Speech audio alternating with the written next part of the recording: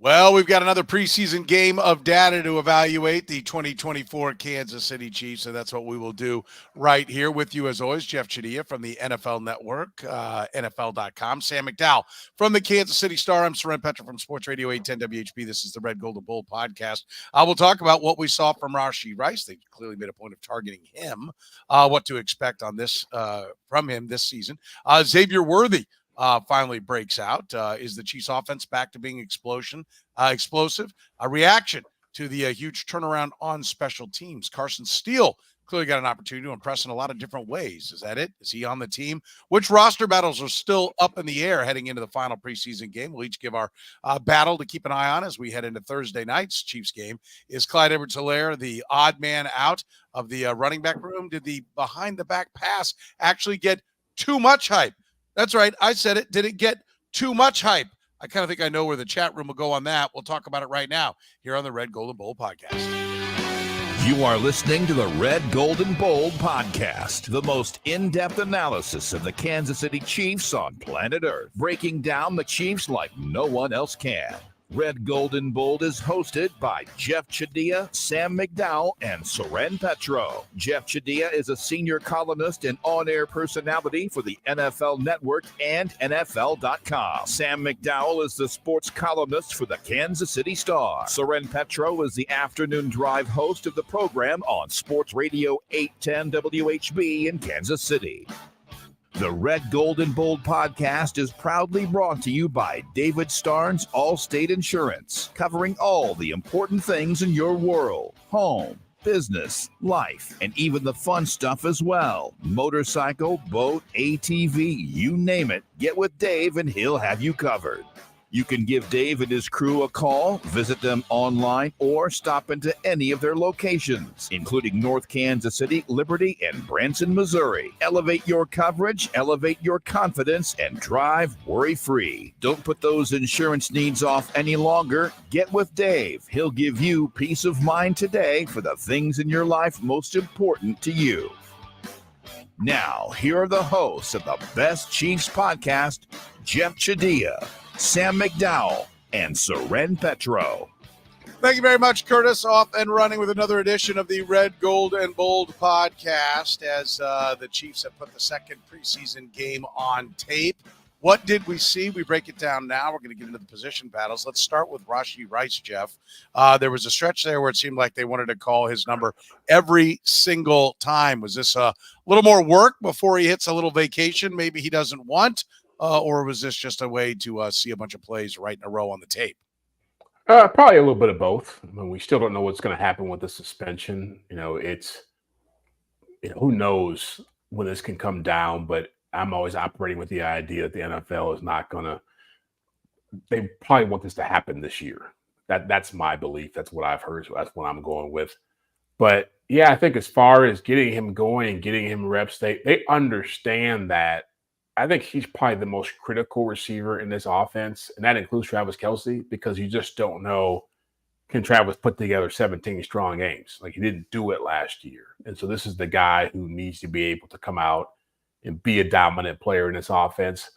He looks sharp. Some of the stuff they did with him, you saw them doing it last year. It just felt like there was more of a connection and more of an understanding between him and Mahomes and what's expected of him. I liked what I saw. I know we'll talk about Xavier Worthy, but I thought that he really impressed in a short time. Granted, against second-string DBs, but he looked the part. Yeah, I thought he looked good. I think he's going to be dangerous. Sam, what do you think the look was, and what do you think the purpose was to why they all of a sudden decided every play we're going to throw it to him? Well, I mean, Rashee Rice is their best receiver, and there's been such distractions in the offseason, his own self-inflicted distractions this offseason and disappointing decisions, that we haven't talked much about the football aspect of Rashee Rice, which is he is their best option still. When you look at where he is this year compared to where he is last year, we should have seen this coming based on his final 6 games last year. His final 6 games last year, he had 43 catches for 518 yards. And I realize you can't just expand that over the course of the season, but I just want to give people a flavor of like how productive he was. A full season, that's 122 catches for almost 1,500 yards. Like, that's how good he was over the final 6 games of the year last year. The difference I think we've seen so far this year is how much better he is after the catch. Like his primary goal, his only goal, it seemed like at this time last year, was just being in the right spot, just knowing his assignment. And man, I just really hope I catch it if it comes to me. Remember how many passes he dropped in the preseason last year? And we're all looking back and saying, wow, he dropped a lot of passes at SMU too. Is this going to be a problem over the course of the year? Now he's so confident catching the ball that he's turning and running before the ball's completely in his hands, still looking it in, but he's already looking for the crease of where can I go next? And that's what I think, to Jeff's point about Travis Kelce, like that is a Travis Kelce-like quality that we saw from him in that preseason game. Yeah, no, I listen. I think the guy is a stud, and on the football field. But availability is a big part of your ability, and if he's not available because he's constantly in off the field trouble, which there was rumblings about problems at SMU. It's not just the situation that we've had here. And the one that we had here in Kansas City was obviously a pretty big one. So I think that is part of the evaluation of what you have in Rashee Rice is when you're going to have Rashee Rice, right? Like not just now, but in all times. But I think he looks smooth. I'm with you. Sam, I think you make a great point. I hadn't quite, put my arms clear around that to define it, but his confidence in catching the football, and he's very good after the catch, right? That's why he's so dangerous on those underneath things. Now you've got a guy to stretch things over the top with Xavier Worthy, hopefully two eventually with Hollywood Brown. And you've got two guys now working the intermediate and underneath, and Travis Kelce and Rashee Rice. And Rice is the kind of guy that breaks arm tackles. And I think when you catch the ball fluidly and smoothly, you're getting your eyes around, where where the defenders are because you've learned the defenses. You're in a better position to catch and make that move, find those soft spots in the zone.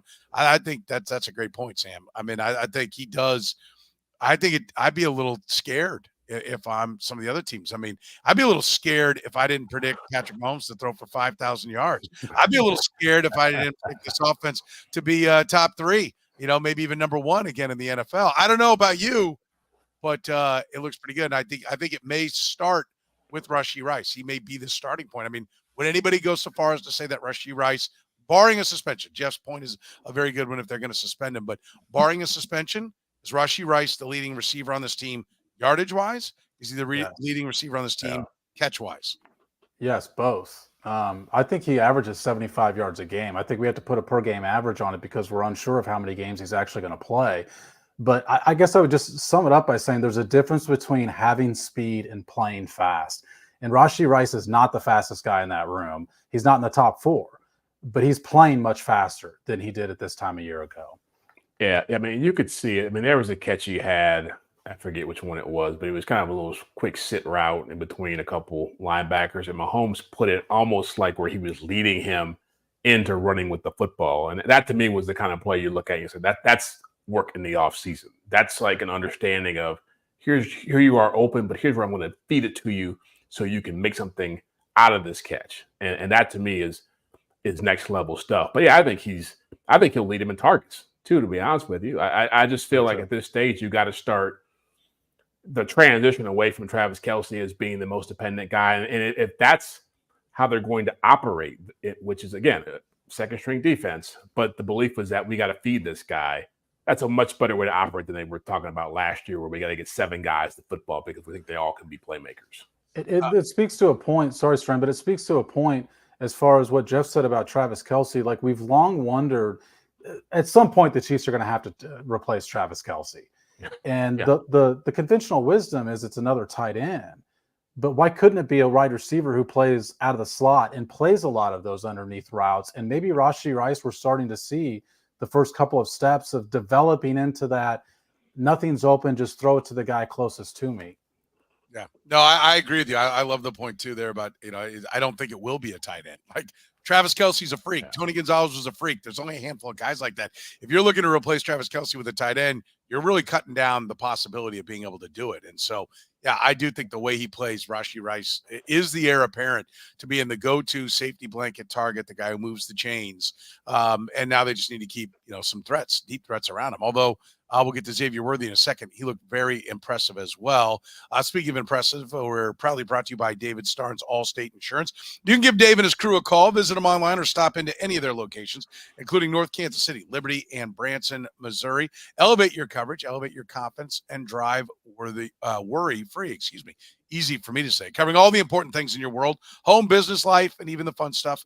motorcycle, boat, ATV, you name it. Get with Dave, and he'll have you covered. It is David Starnes, Allstate Insurance. Jeff, Xavier Worthy broke out. I mean, some big plays, chunk plays that we didn't see from this offense last year. It is just special teams. The Lions sandbagged a lot of their lineup and didn't have their best guys out there. So we want to be realistic about everything that was out there. But, he can only beat who was on the field, and he beat those people, and he beat them well. What'd you think of Xavier Worthy? I thought he was okay. Look, again, I've said this consistently. He will be good for this offense. He will be productive with Andy Reid and Patrick Mahomes being involved in his future. Some of the stuff he did. Look, he false started on the first big catch he made, so that wouldn't have counted.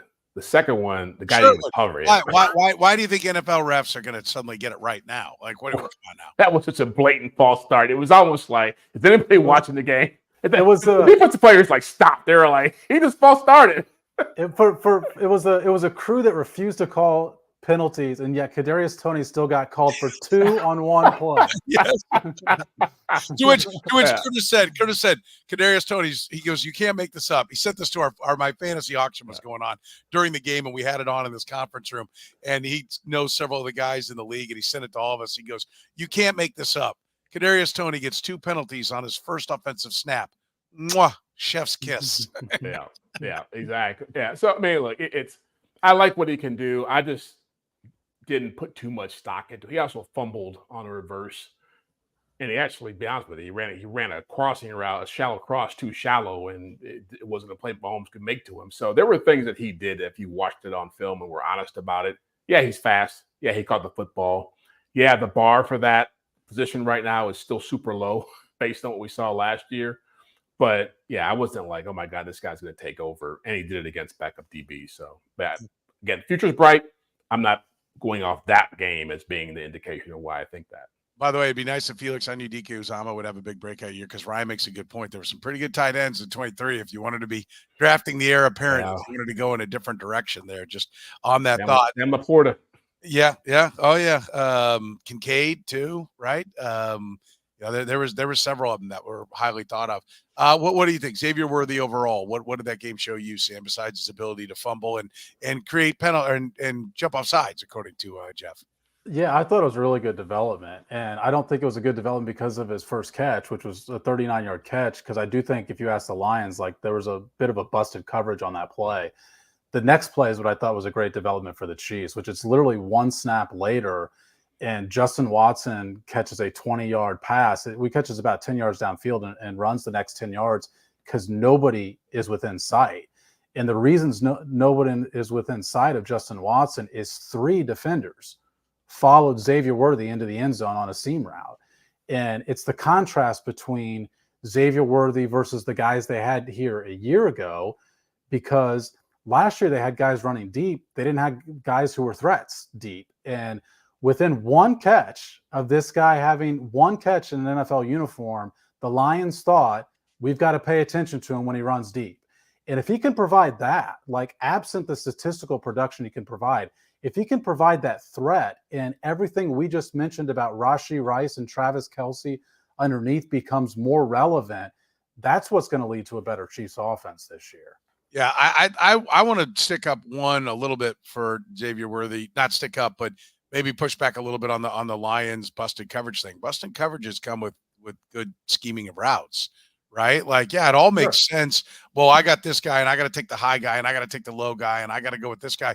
And good play callers and good play designers know that, and so they try to, they watch the defenders on tape and know where do they have trouble, where's the handoff come, how do I get 2 guys there and make them go in different directions. Jeff, you know that better than anybody, being a former defensive back, and so. Listen, young guys out there for the Lions, I don't want to make too much of it, but I mean, I think we saw the explosiveness, and if they do have a busted coverage, it's one thing for a busted coverage to be there. You still got to be able to catch it, and the faster you can run, the further you can get away from the busted coverage and make the big plays. I mean, a lot of big plays in the NFL now, Jeff, are a busted coverage that somebody has the wheels. As Sam pointed out, the threat that he presented immediately to the Lions and got in their head. But then, you got to also be able to catch the ball. See MVS in numerous situations last year. Yeah, no, look, again, I'll repeat it. I like his talent. I like his potential. And like some of those plays, even that corner route he caught, the first big pass he caught, he's going to be rerouted. Like that stuff is not going to be. He's not going to run down the field without anybody touching him and get into these open seams and just make plays. He's going to get hit. He's going to have contact. It's going to be an adjustment for him. You're saying he's going to have to beat jams. It's not going to be. Yeah, exactly. He's going to have to run around people. Like McCole Hardman even mentioned this in his press conference where he talked about like there's going to be a learning curve for him because I think the quote he said, I'll just summarize it, where he said, like, you come out of college and you play in preseason, it's a lot like college, where you're just not seeing a lot of really complicated stuff. And then the regular season begins as a receiver, and all of a sudden now you're getting schemed up. And now you're seeing real coverages. And now you're seeing real DBs who can run with you and take things away. And that's really where I want to see how he operates in that world, because preseason is just like I don't want to say it's fool's gold because I don't want to diminish what he's doing or Caleb Williams or Bo Nix. It's still it's still football to a certain extent, but there's a learning curve he's got to go through. And my concern is that everybody gets hyped on him, and then when he's not averaging 20 yards a catch and getting 100 yards his first 3 or 4 games, they're like, well, he's a bust. Like there's going to be a growth process here for him. I was also impressed with the way he ran the ball. I mean, like I thought he ran. Because I'm terrified every time he does run it. I'm like, get him out of traffic. At least on the outside, there's only one guy that can hit him. But he ran fearless in there. I mean, that may be his undoing too. So that fumble didn't bother you? He did. He just dropped the ball. Of course, the fumble. I'm talking about before the fumble. Yes, fumbles always bother me, and they bother everybody. But I thought he ran unafraid and ran like I would never have given him a ball in traffic in preseason. I know it's football, but I give Andy Reid credit. He's not afraid to stick people's noses in there and let them go play. But I thought Worthy ran authoritatively because I kind of thought, well, it'd be nice with all that speed on some of the reverses and horizontal stuff that he does, but they're going to want to hide this guy and keep him vertical so he doesn't get hurt. And here in a preseason game, they're running him in traffic. I thought he looked good running with the football. No, he looked terrible fumbling it, as everybody does. And I think it's important to underscore that for sure. I'm not trying to get beyond it.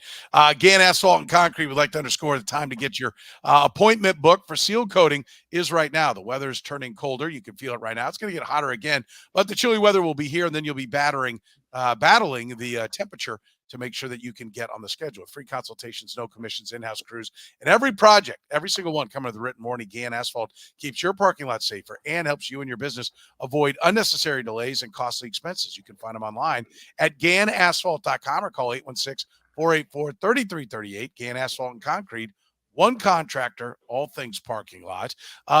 Tell me, are we now ready to say this offense is back to being explosive, Sam? Are you ready? I joked around about some of our bold and daring predictions from earlier. Does it feel like it could be top 5, top 3? Does this look like maybe Patrick Mahomes could be ascending back up to the top of the fantasy quarterback rankings? Right? Are we feeling some big shock and awe numbers? Well, I think Hollywood Brown is an underrated loss. I mean, he was having a great camp, and I think he does a lot of things for them. And I think a lot of the guys we're talking about now are less dimensional. Like Hollywood Brown is a multi-dimensional wide receiver more than people realize. I don't know that Xavier Worthy is there yet. But, when Jeff mentioned about defenses scheming for him, like that's the point with Xavier Worthy. But I also think that's part of the point that works in the Chiefs' favor, even if it doesn't work in his favor. Like the Chiefs want guys scheming for Xavier Worthy because they want Travis Kelce and Rashee Rice finding openings that they didn't have a year ago. Jeff, I mentioned this stat on the radio today with Soren, so I'll mention it to you. So Sports Info Solutions keeps track of route-specific statistics. Marquez Valdez-Scantling ran 36 go routes or fly patterns last year. You know how many he caught? 2. 0. Okay. Justin Watson. I guessed 1, so I'm closer right now. Yeah. Justin Watson ran 29 go routes last year. You know how many he caught? 2. 0. I guessed 1. 0. Those two guys ran 65 go routes or fly patterns, and it resulted in 0 receptions. And so this misconception that the Chiefs, were a team that liked to sling it deep and teams were just taking it away from them and put so much coverage back there, then that's why they couldn't execute it. Like, you have to put fear that you can actually execute those plays in order to open up the underneath stuff. So I think if teams are saying, we can't wait to scheme for Xavier Worthy and see what he looks like then, I think the Chiefs would say, bring it on, because that's what we're wanting to happen for Rashee Rice and Travis Kelce to get more open. Yeah, no, I think that's a great point. Explosive, top 5, top 3. What are you thinking, Jeff? I still think they probably end up outside the top 5. Look, the way they are announcing what they want to do, that's just, you're telling defensive coordinators, we're playing too deep against these guys. We're going back to being more conservative. We're going to make them throw it underneath. We're going to make them run it.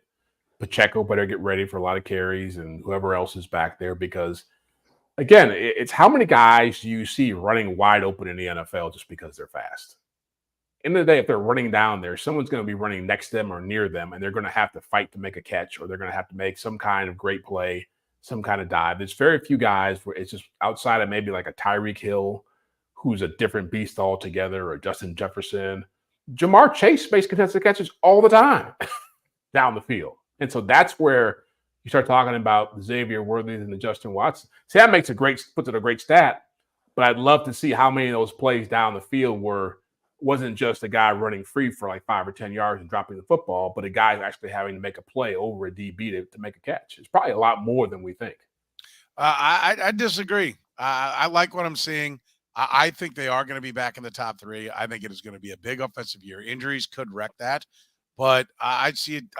I'm with Sam on the sense that Xavier Worthy is going to make the catches, right? We had somebody talk about he didn't just run a 4.21 40. He also tracks the ball well, which we know McCole Hardman doesn't do. We know Kadarius Toney can't figure out a route other than step back and turn and catch, right? Like, you now have a guy who is lethal with the football in his hands, who can track it in the air and can get down the field, and at least knows how to run away from coverage, right? And we know Patrick Mahomes knows how to throw away from coverage. Now, we'll see. The one thing on this that I'll say is there's a lot of kind of option-y routes, more routes to an area with the Chiefs. Yeah. And he did know where to go to that area. And, how many times did we see last year Patrick Mahomes giving no, up and, come on. Like, the guys here, as receivers were coming back and looking frustrated, like, come on, you got to read that, man. I'm throwing that where you got to go. You got to read that. And so I think at least for one game, albeit against backups, preseason, they were on the same page, and I think that's a positive. I think you'll know more when they play the Ravens, who do a lot of matchup zone. Yeah. You'll know more when they play the Bengals, who they've got Von Bell back, and they brought in Geno Stone from Baltimore to play safety, a guy who had 7 picks as a backup last year for the Ravens when he started to play. And so you're going to see them against real cover. Again, the talent is there, but again, Rashee Rice was talented, and he didn't know where to go half the time, the first half of the season. Trust me, they're going to put looks out there, especially for a guy like Xavier Worthy, that are going to be problematic. And he's going to have to read that on the fly. And it's great that he can run down the field and catch the football, but it's not as simple as that to play wide receiver in the NFL. And Justin Watson, same thing. I think they're going to be a good offense, but you look at every offense in the NFL last year, they all were, the scoring was down, big plays were down, because defenses said, we're not giving you that. If a defense says we're not giving you that, I don't care how fast you guys are. You're going to be, the whole point of offense is taking what people give you. They're not giving you the deep ball, you're throwing it underneath. Yeah, it's a totally fair point, because I do think that we're going to see teams play more too deep against them. And so the Xavier Worthy production, I do think, is a completely fair question. I do think that Rashee Rice and Travis Kelce are going to have more room to operate with, because Xavier Worthy is on the field compared to Marquez Valdez-Scantling a year ago. Yeah. No, I listen. I think this team is, and I think they're only going to get better as the year goes along. Get Hollywood Brown back. Get him. I agree with that. Things. Get Xavier Worthy. I mean, I think they've got some depth at that position. The Rashee Rice suspension is huge. I mean, if it doesn't come down to midseason or something like that, then that could be the ultimate disruptor for where this offense is going. I think there's no doubt. If you've had a disruption, legally, Northland Injury Law, Kansas City's Google 5-star rated personal injury lawyers, helping people with serious injuries, car accidents, work accidents, falls, any other serious personal injuries. Their attorneys have been serving Kansas City for more than 40 years. They don't get paid unless they get money for their clients. That's right. They don't get paid unless you get paid. Northland Injury Law voted #1 accident lawyer in Kansas City. Don't wait. Get compensated now. If you have a case, text HURT, H-U-R-T, to 22222. Again, if you have a case right now, text HURT to 22222 or call 816-400-HURT. That's 816-400-4227. 4878. Call right now. The choice of a lawyer is an important one and should not be based solely upon advertisements. Text HURT, H-U-R-T, to 22222 to get connected 24/7 to Kansas City's #1 injury lawyer, Northland Injury Law. Let's turn our attention to the special teams.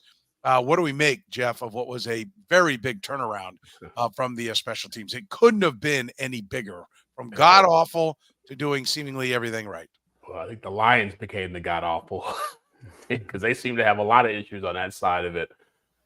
Look, I mean, Dave Tobin's a good coach. He was not going to put that crap on the field for 2 weeks in a row, even in preseason. They cleaned things up. Again, Thanos disagreed with me on this. I like the idea of somebody else besides Harrison Butker kicking off.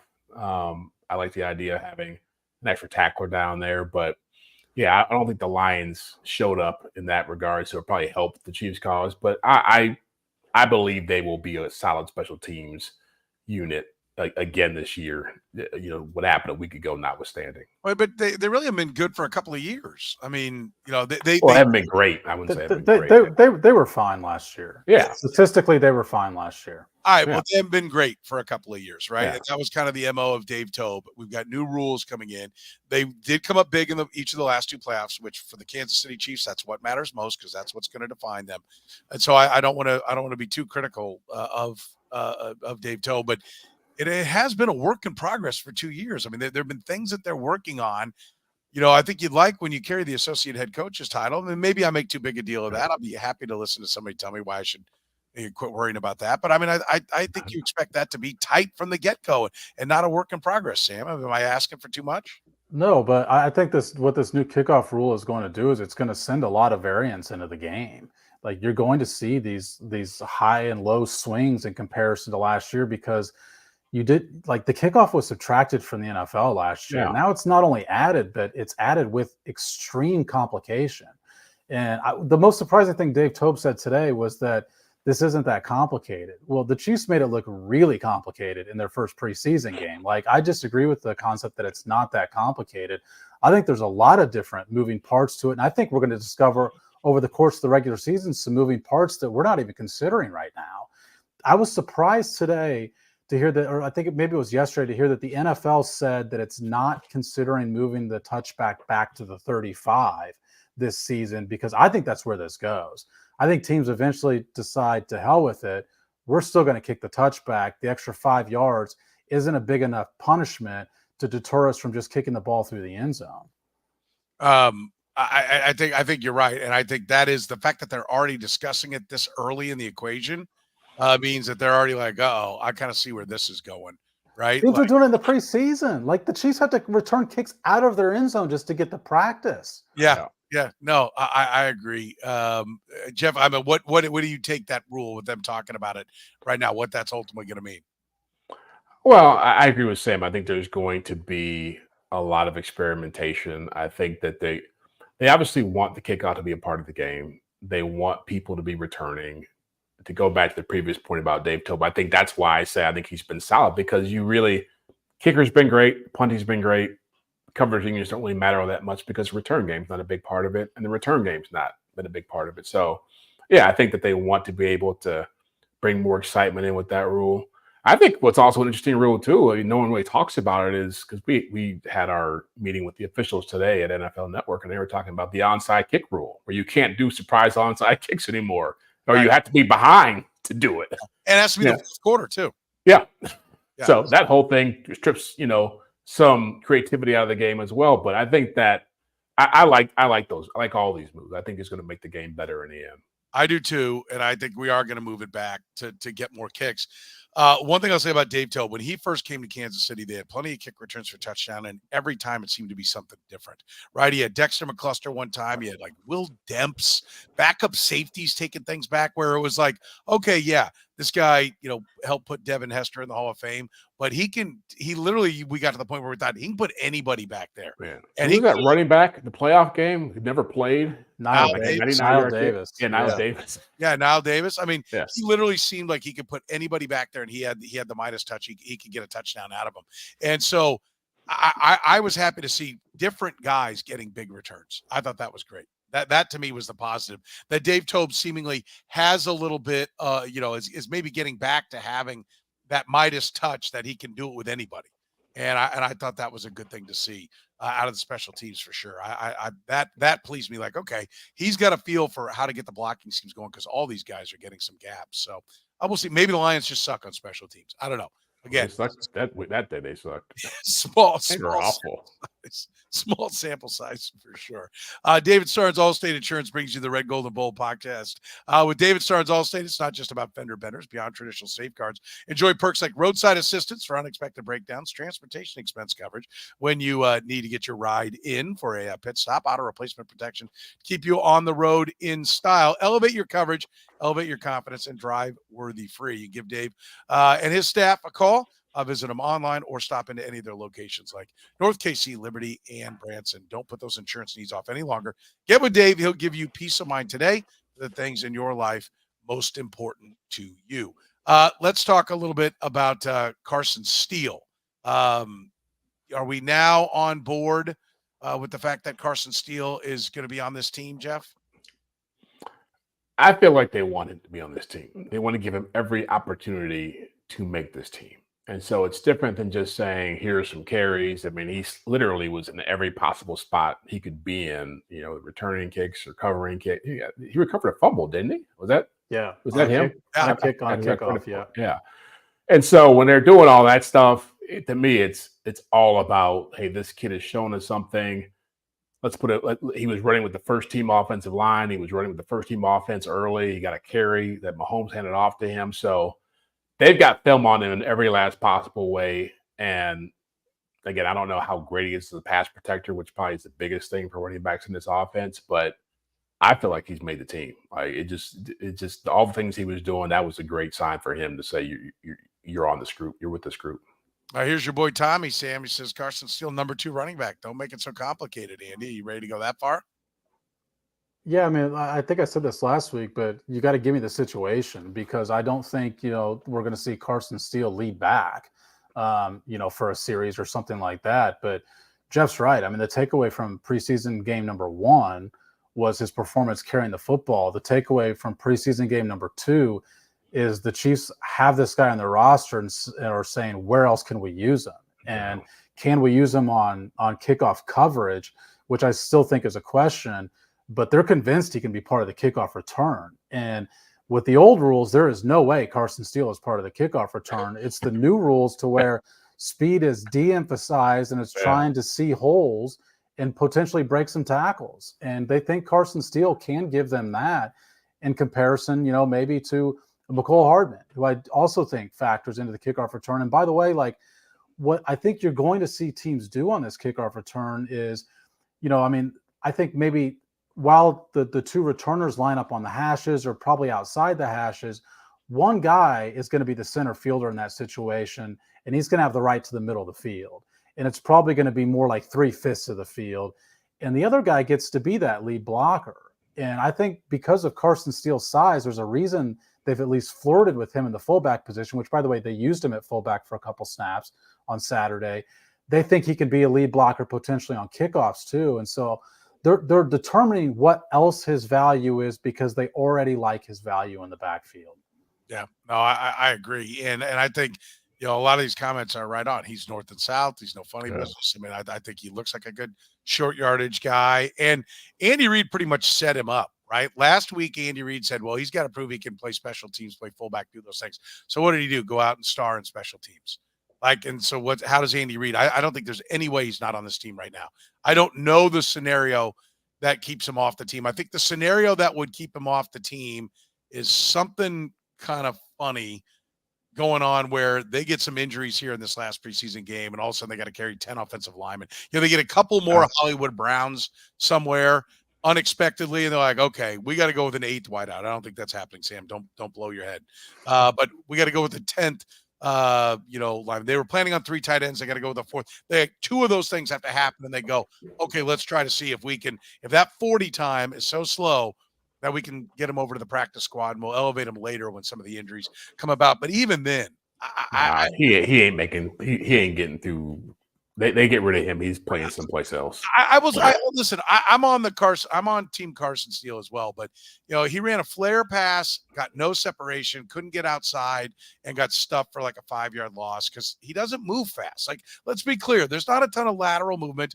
He doesn't move well. We still haven't seen him go catch the ball. Like I've talked about Spencer Ware as kind of a guy that I would comp him to in the sense that Spencer Ware was drafted in the 6th round by the Seattle Seahawks to play fullback after playing some running back at LSU, but they wanted him to play fullback. They cut him. Chiefs put him on special teams as a fullback. Then injuries came and they elevated him and they had to put him in as a running back. When they did, he caught the ball and he caught it really well. We haven't seen that from Carson Steele. Let's be clear. If you're a running back for Andy Reid, he wants you to catch the ball. And I think he keeps – I'm wondering, does he keep going back to talking about him being a fullback because he's seen enough that he doesn't think he can catch the ball? Because, I know Isaiah Pacheco hasn't caught the ball a ton, but if you look at the entire, like the 10 or the 7 best receiving yards or receiving quantities of catches of Isaiah Pacheco's career, I think came in the last 8 games last year. He's getting progressively better at catching the football. And so if you're going to play running back, he likes you to catch the ball. I will say that's the one thing. If they cut Carson Steele and everyone's running around here slapping themselves in the head and can't figure out what it was, you got to catch the ball on an Andy Reid scheme, and he has not looked good there. Have you seen Sam? I saw 8 practices. You saw all of them, almost 1 or 2 you missed. Did you see him catching the ball? Was there a time that you saw him be a little bit more, fluid in that? Yeah, between that first preseason game and the last one, so that 7-week span, he was worked more in with just the running backs route running stuff, and he did make one really good catch above his head, but the numbers aren't there for his receptions in college. And I can't tell you, Jeff probably knows better than we do about the potential offense that UCLA might have run last year. Like, I don't know if they had that in their offense, whether that was a product of the player or a product of the scheme. But whatever it was, he doesn't have a lot of experience in college catching the football. And so you're right. We haven't seen the evidence yet that that's part of his game. Chris makes a good point, or he can catch it. Reed doesn't want to show his cards yet. There might be a little bit of that. I mean, I think that's entirely possible. The Red, Gold, and Bold podcast is brought to you by our friends at Gann Asphalt and Concrete, proudly serving the greater Kansas City area. They're making parking lot problems disappear since 1994. That's 30 years. Nationally recognized full-service paving and pavement maintenance contractor. Don't risk accidents and liability in your parking lot. Get your parking lot restriped today. A brightly striped lot will cut down on accidents and keep your parking lot as safe as possible. Let you focus on your business. Gann Asphalt and Concrete. Online at GannAsphalt.com. Gann Asphalt and Concrete, one contractor, all things parking lot. All right, let's talk a little bit about the roster battles that are still up in the air. Something that we're watching for on Thursday night that we think, hey, this is important. Somebody's got to make a play. Somebody can play their way on or off the roster. What are you looking at, Jeff? Receiver. I said a couple of weeks ago when we did our roster predictions that Kadarius Toney would make the team. I had that watched a lot of Nico Remigio, but I like what I see in him. And it just seems as if he's able to go out there and just continue to be productive, show some flashes, he can return for you. He's got some wiggle. He seems like he's a pretty feisty guy, and he doesn't seem, obviously, he's not an attitude character issue. I think he's got a great shot of making this team if he goes out and really performs well. And so it's that to me is the guy I think is going to have the best shot. Is there any world, Jeff, where Kadarius Toney is a better all-around football player than Nico Remigio? No. What better football player? Yeah. Better person. Where is Kadarius Toney a better football player than Nico Remigio? He's got way more miss to him. Like guys have a tough time bringing him down. Like, he can make people miss in a way that Remigio cannot. But it's better when you catch football, though. He's fat. But you said any world. Any world was the question. I mean the total package. Okay, let me phrase it. I see what you're saying. You're taking, is there any part of his game that he's better? Yes, I will grant you that. He is stronger. He is bigger. And he can stop, start, and make people miss. I continue to point out that it takes him too long to make people miss because it's just time for everyone to get there and be on top of him. So he made 3 people miss, and he made another yard Like, Tyreek Hill made 3 people miss and he went for 80. Like, that's great. That's cute. Like, he's Dante Hall with the joystick stuff, but never then the up the field and finish, right? But the whole package is a football player. Let me phrase it that way. Yes. I'm just misunderstanding exactly what you're saying. Yes, there's parts of Kadarius Toney's game that are definitely better than Nico Remigio, is what I was saying. Yeah. But is there any way I would keep him over? No. You are the Chiefs. If you are a team that lacks wide receiver talent altogether, that has no speed on your team, has none of that make people miss on your team, I could see keeping Kadarius Toney. We are talking about, to Jeff's point, when he's bringing up this roster battle to watch out for on Thursday night, he's talking about like wide receiver 6. Yeah. And there's no point in having a guy like Kadarius Toney be part of that group, because that's not what you need out of wide receiver 6. When I asked Dave Tobe today, and Dave Tobe gives away a little bit more information than the rest of the coaches about who might make the team, which is why I asked him, who are you looking at for kick returner this year? And he specifically said, pounding the table, as Tommy Lester has up there in the comment. Dave Tobe's response to me is, I'm pounding the table to get Nico Remigio on this team, because he knows that he can help him in special teams. And the battle is not with Kadarius Toney anymore. The battle is with, Justin Ross. Yep. Can Justin Ross or Nico Remigio find their way onto the team? And to Jeff's point, it's to be determined with a game left. And it's a really intriguing thing on Thursday night to see how those two guys perform. Because I'll point out, Justin Ross was at least out there with a couple snaps with the first team on Saturday. Nico Remigio did not play offense in the first half on Saturday. So he's got to make an offensive contribution as well. And we're going to update our rosters on the next Red, Gold, and Bold, which will stream live on Friday morning. It'll be available Friday a little before midday probably, but if you want to catch that, it'll probably be about 10 a.m. that we go live with the next Red, Gold, and Bold after Thursday's game, and we'll update our 53-man roster projections that the Chiefs have to have in on Tuesday. I think Remigio and Sky Moore are on this team as wide receivers 5 and 6, and then I think the battle is Kadarius Toney, Justin Ross, and McCole Hardman, with Kadarius Toney having no chance to win it. I think it's McCole Hardman or Justin Ross for wide receiver 7, and neither one of them if they only go a 6. That's my view right here. I'll go next. I'll take the running backs, right, for the Carson Steele point we just made, but also Clyde Edwards-Helaire. I mean, like, I don't understand the concept of how you can listen. We're all sensitive to the problems that he is dealing with, and I think the country and society and hopefully the world is much more in tune with mental health issues, and that's his number one battle. Not making this football team is trying to get healthy in that standpoint. But the number one job of Brett Veach is to put 53 guys on the field that can be used by the head coach, and when you don't know if a guy's going to be at practice, I did hear a comment. Who was it today? Was it Matt Nagy, Sam, who said something to the effect of, we know what Clyde can do. We know, kind of like in the context of, we don't need to see any more from him. He's on the team. Like that was definitely an endorsement for Clyde Edwards-Helaire's spot on the 53-man roster. And it comes with an endorsement, and today also came with an endorsement of Deneric Prince by Dave Tobe, who pointed out the size of Deneric Prince. Matt Nagy endorsed Deneric Prince. He said, when he gets going and he gets those knees up there, man, he can go. They've kind of talked about him for a couple of years. I think we're headed towards 4 running backs, but I think, if that really made me think, no, Clyde's on the team, the way Matt Nagy said that. Deneric Prince needs to not play his way off the team is what I think. I think Carson Steele needs to not play his way off the team. I think they will go with 4 running backs, and I think I will be considering whether or not Lucas Niang is gone, or do they go with 6 wideouts? Even I was going to say, yeah. That'll be my deal. What's the math on that then? The math is maybe Lucas Niang is out. The math is either 9 linemen. Yeah, 8 linemen.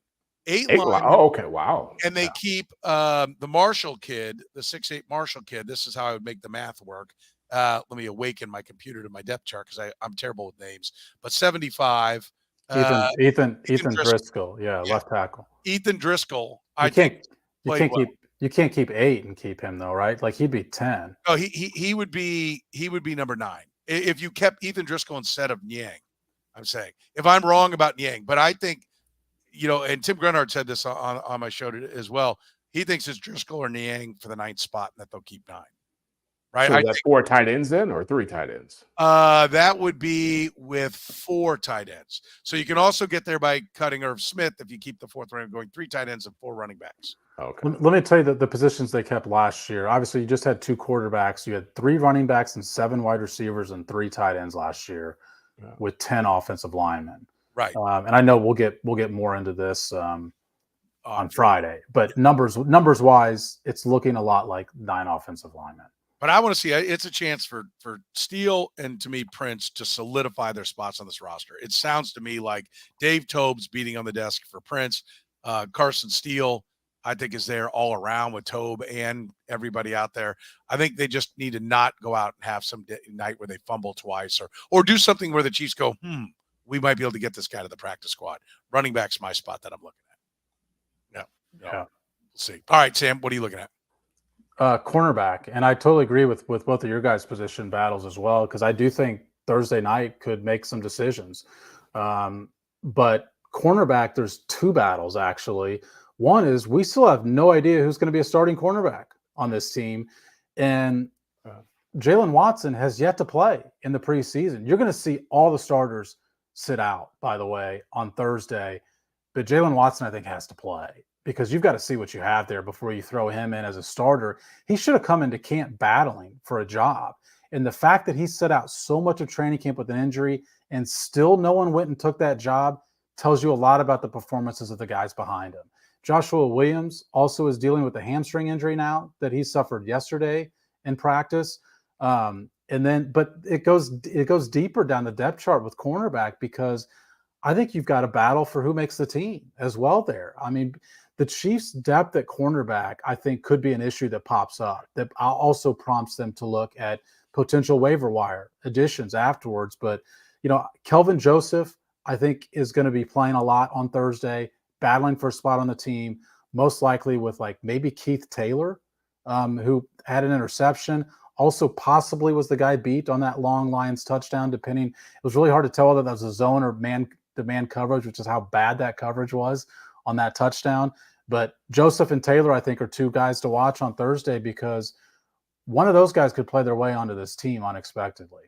Yeah. I think Sam makes a great point that I think we keep acting like, because the Chiefs defense was so good, that losing L'Jarius Sneed and having an answer is just gonna magically happen. Now we're at the point where I'm sitting here saying, okay, they got to take on the Bengals with Jamar Chase and T. Higgins. They got to face the Niners with Brandon Ayuk and Deebo Samuel, and they got to play the Texans with all their guys. And all of a sudden, look, it's like it's kind of becoming an issue here. If you don't have people if no one at that spot you can trust outside Trent McDuffie is playing, it's a big issue. Yeah, no, I agree, and I think whether it's just to motivate his guys, Steve Spagnuolo's made it pretty clear, the comments he's made to us, that he hasn't seen what he wants to see, right? And so his actions say it too. It's his words and actions. Yeah, I totally agree. I think cornerback is going to be a big one. All right, let's mention ClydeEdwards-Helaire. Is he odd man out, or is he on the team? We mentioned the Matt Nagy thing. Well, let's just clear that up. Let's definitive. Is Jeff? Do you think ClydeEdwards-Helaire is on the team? You know what? I don't think it's definitive. If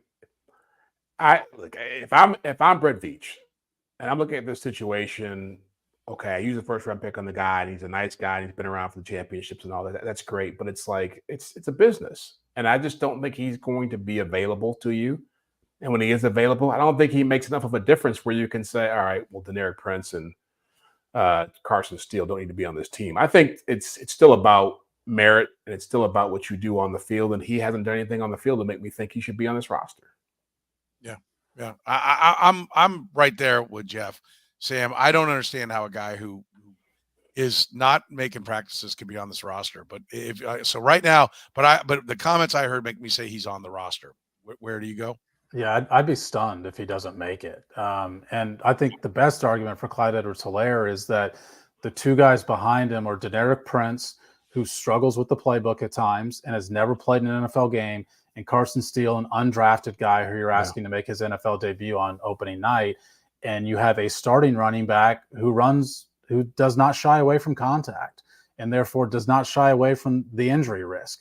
And if that happens, I don't think you want those first two guys I mentioned and their lack of experience, 0 combined carries in the NFL, being all you're looking at in the backfield. Yeah, but you might get those guys anyway, right? Based on the way what he's dealing with. I've also said this other thing. You're right, Jeff, first of all, but I've also said this other thing multiple times, which is this is a position I totally expect the Chiefs after the waiver wire to say who's out there. And just because whoever makes the team, whether it's 3 guys, whether it's 4, make the team, it's why we call it the initial 53, because I still think something could change there based on what's available between, a week from tonight and September 5th. All right, let's talk about the behind the back pass, right? Let's end on something that's a positive. Only positive, nothing negative to take away from it. Only a positive. There's nothing negative. There's literally nothing negative. And I will debunk any negativity you try to throw at this, Sam. Jeff, do you agree? A positive, fun, or is there a reason for concern? It was big fun. for your britches. It was cool. I think it got blown up because it's the preseason. It's Mahomes, but he threw the ball 5 yards behind his back against a bunch of guys who play special teams. It's not even close to being one of the most amazing things I've ever seen him do, let alone anything happen on a football field. So it didn't make me jump up out of my seat. I thought it was just kind of the stuff that's really mind-blowing that he does is all improvised, right? It's things in the middle of a game where you're evading a defender and all of a sudden you flip a ball over your head, or Jarrett McKinney's running down the field and you flip a pass to him and it goes for a touchdown. They practiced this thing like 1,000,000 times, from what I understand, in practice already, so it's scripted. Been working on it. So if he did it in the Super Bowl with Nick Bosa chasing after him and it led to a touchdown, I'd think, that's pretty special. But no, it's anybody could have done what he did. But is it overhyped? Yeah, it's overhyped. Okay. Is there a quarterback out there who you think couldn't do that in that situation? Yes. Well, first of all, it's a good answer. Who? I mean, where do you want me to start? Literally, I think he can do it. I think Aaron Rodgers could do it. I think Matt Stafford could do it. I'm sure I'm missing some guys. There's a lot of quarterbacks that could do it. I had a buddy text me this, and I actually agree with it. If there's one pass I could make in the NFL, that might be it. No, listen, I believe, but to do it on the run with a defender there is still something. Yes, right? but you subtract the risk. He's not wearing the yellow no-hit jersey. It was live fire with a guy bearing down on him, and I agree. We can all. It's a lot easier than people realize if you've never tried it. If you can throw a spiral this way, it's a similar hand motion, and you can get a spiral to go. And if you practice it a few times, you can kind of figure out an angle. But no, I think there is. I disagree with both of you. I think there is only a handful of guys who could actually do it in a game and pull it off. In a preseason game, I just think the risk is subtracted when it's a preseason game. Having said that, I do think that play is illustrative of why the Chiefs were infatuated with this guy even before the draft, was because they looked at him at Texas Tech and said, the Chiefs' phrasing for this is, how does he operate in the gray? Like, they look at players and say, here's how he is in the black and white. How does he operate in the gray? And that's an example of Mahomes operating in the gray, because I thought that play was scripted live too. And, I still afterwards, when Patrick Mahomes said Travis Kelce didn't know the route and they went back and forth on TV, Travis Kelce wasn't available to reporters after the game, so we weren't able to ask him. But Matt Nagy did say that Travis Kelce screwed that up, that was more improvised than people thought. Jeff's right. They practice this frequently. I say BS. I say all cover. I say that was the play. They know they want to run it. They want to see if they can do it in a game. And then they don't want to show up the Detroit Lions. So nobody wants to say, yeah, we just did that. So everybody had their script on where it is. I say absolute crap. That is exactly the play they wanted to run. We've seen them do it. Why run it at all? Yeah. Because you're not going to run it, one, to put it on tape. Okay. Two, because I think there are defensive coordinators that will actually waste time not wanting to get shown up with a guy throwing a behind the back pass on him. Right? Like, I actually think there are some guys that'll be like, okay, remember the behind the back pass. Listen, any time, reps are the most precious thing in practice, right? And so if you've got to burn reps on anything that isn't going to be the main thing that the Chiefs are going to do, the Chiefs are winning. And so I think Andy Reid slapped some things on tape when it didn't matter, said, don't embarrass anybody, act like this was just improvised. But I will say this, there is a scenario where Patrick Mahomes will unleash this in a game that matters. Because I will tell you, if I'm wrong and that wasn't scripted and that wasn't the plan on that, the reason I'm wrong is you actually had a defender bearing down on him to where the only way he can make the throw, if he goes this way or that way, the guy gets his hands up and blocks it. The only way he could do it was flip it behind him.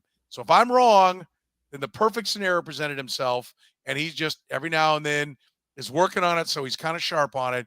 But listen, nobody told him to throw a left-handed pass, and he did it because he knew he could do it, and he could make a play. And there might be a time where he's running and someone's bearing down on him where he does it. And you know what he might do? He might just do it to throw it away, where he's got someone right in his face, and to throw it away, all he can do is sling it behind the back, and he gets it 9 yards across the line of scrimmage. He's outside the tackle box. Guess what? Incomplete pass instead of a potential tip ball and pick six. And that's a great play. I mean, that's kind of my point. In the day, it's like a 5-yard gain. It's not like the play against the left-handed pass he made when he was a first-year starter with Bob Miller bearing down on him on a 3rd down and 4 or 4th down situation. Yeah. That's a play maybe a handful of guys can make. Like, this was like, yeah, be honest with you. If it's Von Miller, then you would say this is a great play. If it's Von Miller in his prime, if it's a top guy, and I'm telling you, there's a scenario where I think before he retires, he'll throw at least, I think he'll throw several, because I think he will throw it away that way one of these times. And I think at some point he will complete a pass that way with real defenders coming at him.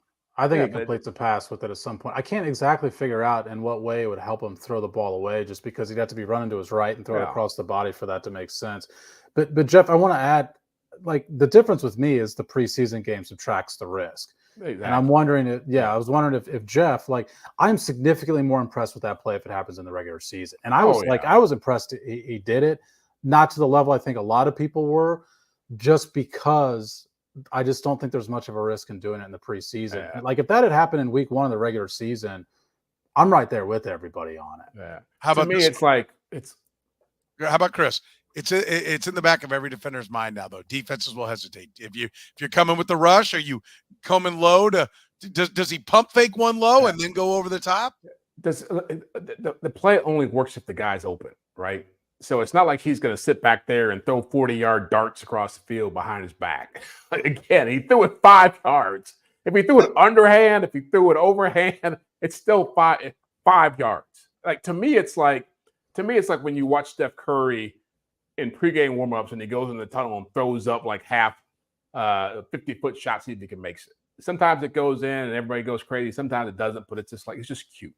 Like, to me, that's what it was. It was just cute. And then he knocks down a long shot from half court in the Olympics. I mean, like, he makes those shots. I've seen him make shots like before the half where he throws one from down there. I mean, it's just part of the thing. Of the top 10 things you've seen Patrick Mahomes do, would you put this in the top 10 things? No, but all your points are valid as to and just like and what he's done. But is it great? No one in the history of the National Football League has ever done it before. So it deserves hype. It deserves hype. If it was just so easy, somebody would have done it. I think it's about being easy. It's about, like, the recklessness of it.